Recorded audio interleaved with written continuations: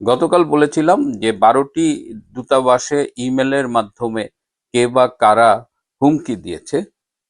তো আজকে সেই 12টি দূতাবাসের পক্ষ থেকেই সরকারের কাছে ক্ষুব্ধ প্রতিক্রিয়া জানানো হয়েছে এবং এই প্রতিক্রিয়া জানানোর ব্যাপারে চীন অন্য সবার চেয়ে একটু এগিয়ে। সরকারের পক্ষ থেকে সুকৌশলে একটি মিথ্যাচার করা হচ্ছে যে শেখ হাসিনার আমলে নাকি অনেক বেশি দামে গ্যাস কিনে অনেক অর্থ লুটপাট করা হয়েছে। আসলেই কি শেখ হাসিনার সরকার অনেক বেশি দাম দিয়ে গ্যাস কিনতেন এবং সেখানে অর্থ লুটপাট হতো? এই বিষয়গুলো নিয়েই কথা বলবো, শেষ পর্যন্ত সাথে থাকবেন। 12টি দূতাবাসে ইমেলের মাধ্যমে কারা হুমকি দিয়েছে? ধারণা করা হচ্ছে এটি কোনো জঙ্গি গোষ্ঠী এবং এইসব দূতাবাসের পক্ষ থেকে সরকারের কাছে নিরাপত্তা চাওয়া হয়েছে। প্রয়োজনে তারা সরকারকে এর জন্য টাকা দিতে রাজি। আবার তারা এই ব্যাপারে তদন্ত চেয়েছে এবং তাদের সূত্র কিন্তু জানাচ্ছে যে এটি সম্ভবত একটি জঙ্গি থ্রেট।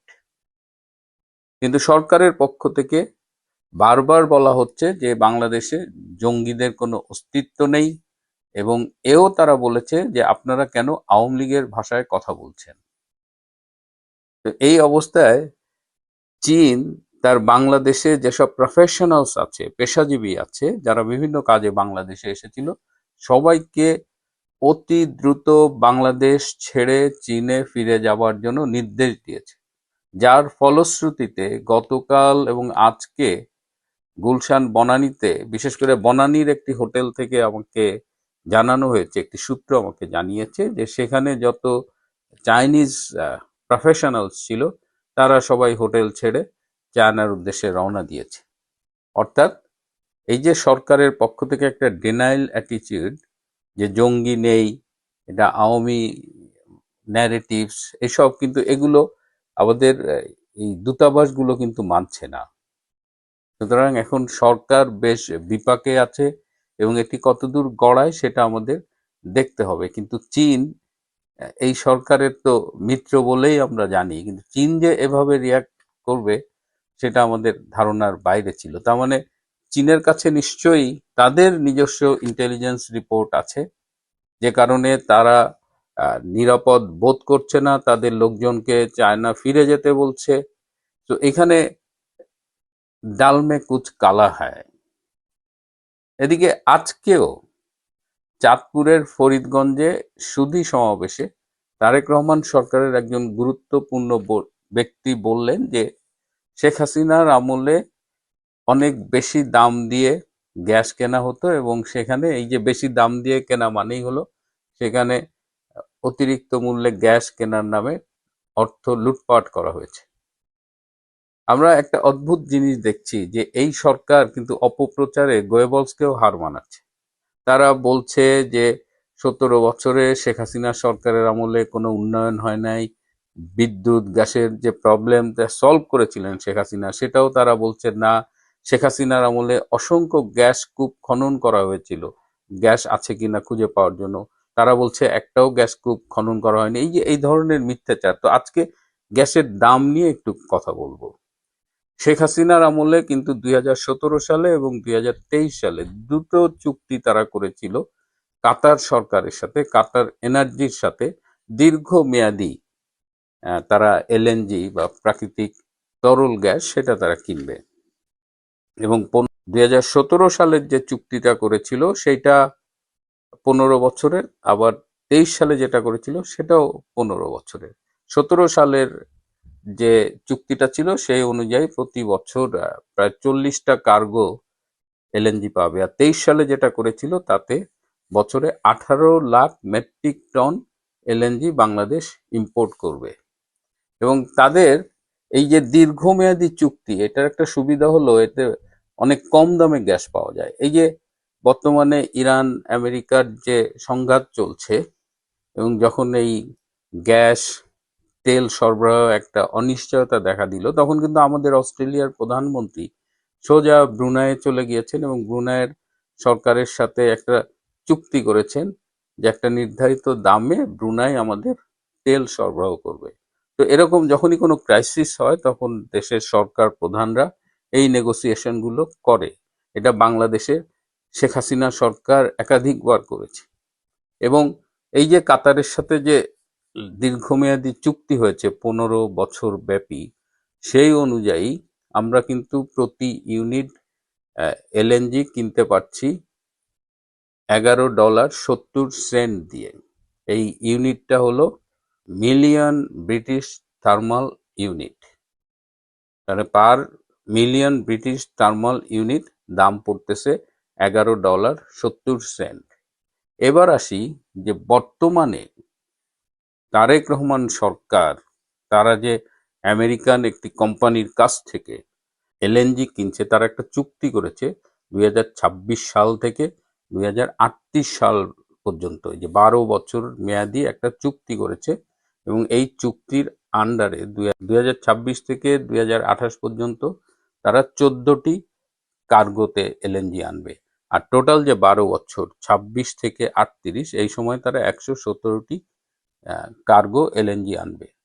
তো শেখ হাসিনার আমলে তো দাম পড়েছে $11.70 আজকের বাজার দর অনুযায়ী, এবং ওই চুক্তি কিন্তু এখনো আছে। আর এই যে মার্কিন কোম্পানির কাছ থেকে যেটা কিনছে সেইটার per million British thermal unit কত পড়ছে?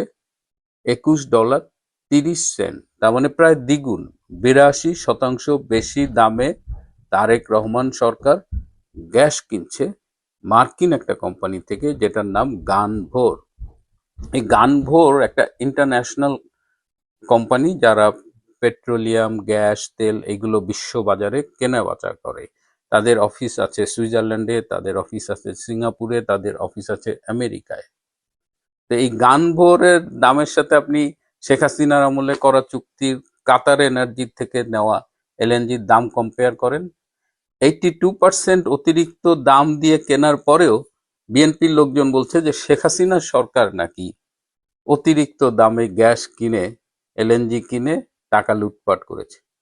টোটাল শেখ হাসিনার আমলে, শেখ হাসিনা সবসময় কিন্তু খুব ভিশনারি লিডার ছিলেন, তিনি দীর্ঘ মেয়াদি চুক্তি করতেন, তিনি অনেক সামনের কথা ভাবতেন। তার আমলে একবার 2021 সালে যখন বিশ্ব জ্বালানি সংকট হয়েছিল কোভিডের পর, তখন একবার শুধু স্পট মার্কেটে এই এলএনজি কেনা হয়েছিল, এবং তখন একটু দাম বেশি পড়েছিল। স্পট মার্কেটে কিনতে গেলে সাধারণত যে লং টার্ম চুক্তিগুলো হয় তার চেয়ে বেশি দাম পড়ে যায়। এবং সেই যে স্পট মার্কেট থেকে শেখ হাসিনা সরকার কিনেছিলেন, সেটিও কিন্তু একদম টেন্ডারিং এর মধ্য দিয়ে, সেটা কোনো রকম প্রক্রিয়ার ব্যত্যয় ঘটিয়ে না। সুতরাং আমরা দেখতে পাচ্ছি যে শেখ হাসিনা সবসময় দেশের স্বার্থটা দেখতেন, এবং দেশের স্বার্থের কথা ভেবেই কম দামে এলএনজি কিনেছেন। অথচ এখন দেখেন বিএনপির লোকজন কি বলছে। এবং আরো ইন্টারেস্টিং হলো, এই যে গানভোর কোম্পানিটা, যেটা আমেরিকান, গানভোর ইউএসএ এলএলসি, যাদের কাছ থেকে এই এলএনজি কিনবে, এদের যে সুইজারল্যান্ড কোম্পানি আছে, সেই সুইজারল্যান্ড কোম্পানি কিন্তু ইকুয়েডরে, পেট্রো ইকুয়েডর, তাদের সাথে ব্যবসা করেছিল 2012 থেকে 2020 পর্যন্ত। তো এই যে এই ব্যবসা করতে গিয়ে তারা একটা বিশাল অঙ্ক ইকুয়েডরের, এই পেট্রো ইকুয়েডরের কর্মচারীদের ঘুষ দিয়েছিলেন একটা থার্ড পার্টির মাধ্যমে। এবং এই যে অভিযোগ, এই যে ঘুষ দিয়ে কাজ বাগানো, এবং তার ফলে তারা একটা $384 মিলিয়ন তারা প্রফিট করেছিল এই ঘুষ দেওয়ার মধ্য দিয়ে। এবং এটা 2024 সালে নিউ ইয়র্কের ফেডারেল কোর্টে প্রমাণিত হয়েছিল। এবং তখন এই গানভোর এরা তাদের নিজেদের দোষ স্বীকার করে নেয়, এবং 66.1 কোটি মার্কিন ডলার তাদের জরিমানা করা হয়। তো এরকম একটা কোম্পানি, যার সাথে অতিরিক্ত দামে এলএনজি কেনা হচ্ছে, স্বভাবতই প্রশ্ন উঠছে যে এই যে গানভোর ইউএস এর কাছ থেকে যে কেনা হচ্ছে, এই প্রক্রিয়াটা কতটা স্বচ্ছ, এবং যাদের খুব রিসেন্ট একটা করাপশনের হিস্ট্রি আছে, সেই কোম্পানির সাথে ডিল করার সময় আমরা কতখানি গভীরভাবে পর্যালোচনা করেছিলাম যে এদের কমপ্লায়েন্স হিস্ট্রি কি, এদের কর্পোরেট গভর্নেন্স স্ট্রাকচারটা কি, এবং দুর্নীতির বিরুদ্ধে এদের অবস্থানটা কি। কেউ যদি প্রশ্ন তোলে যে যেহেতু দুর্নীতিকে স্বীকার করেছিল এই কোম্পানিটা, এবং এটা খুব নিকট অতীতের একটি ঘটনা। সেহেতু বর্তমান বিএনপি সরকারের কেউ কি এই এলএনজি কেনার মধ্য দিয়ে ব্যাপকভাবে অর্থনৈতিক লুটপাট করছে, এই প্রশ্ন কিন্তু উঠছে এবং উঠবে। সেই প্রশ্নের জবাব না দিয়ে বিএনপি আওয়ামী লীগের অর্জন যেগুলো ছিল সেইগুলোকে তাদের অসত্য বচন দিয়ে ঢেকে দেওয়ার চেষ্টা করছে। এবং তারা বলছে যে আজকের যে গ্যাস বিদ্যুৎ সমস্যা এটা নাকি তারা ইনহেরিট করেছে। এটা ইনহেরিট যদি করেই থাকে সেটা ডক্টর ইউনূসের কাছ থেকে করেছে, কারণ শেখ হাসিনা সারা দেশের শতভাগ বিদ্যুতায়ন করেছে। আজকে এই যে গ্যাসের ক্রাইসিস, বিদ্যুতের ক্রাইসিস, এটা তো শুধুমাত্র আমাদের বাড়িতে লোডশেডিং হচ্ছে সেটা না, ইট অ্যাফেক্টস আওয়ার ইন্ডাস্ট্রিজ। আমাদের শিল্পায়নে ক্ষতি হচ্ছে, আমাদের অর্থনীতিতে ক্ষতি হচ্ছে। এখন শিল্পায়নে আমাদের ফ্যাক্টরিগুলো বন্ধ হয়ে যাচ্ছে, প্রোডাকশন ঠিকমতো হচ্ছে না, লোকজন জব হারাচ্ছে। এটা যে আলটিমেটলি রিজার্ভের উপরে প্রেশার পড়বে। সো একটা হযবরল অবস্থা তৈরি করে ফেলেছে। এবং 6 মাস অতিক্রম করার পরেও তারেক রহমান এর সরকার কিন্তু এই সমস্যার সমাধান করতে পারছে না, বরং তারা কেবল মিথ্যাচারই করে যাচ্ছে। এই অবস্থায় জনগণ কিন্তু অলরেডি ক্ষুব্ধ হতে শুরু করেছে। সুতরাং সমস্যার সমাধানে মনোযোগী হওয়া উচিত। শেখ হাসিনার সাফল্যকে মিথ্যের চাদরে ঢেকে দেওয়ার যে চেষ্টা তারা করছে, সেটায় তাদের সফল হওয়ার কোনো সম্ভাবনা দেখছি না। প্রিয় বন্ধুরা, আজ এ পর্যন্তই। ভালো থাকবেন, সুস্থ থাকবেন। তার চেয়েও জরুরি হলো নিরাপদে থাকবেন। সবাইকে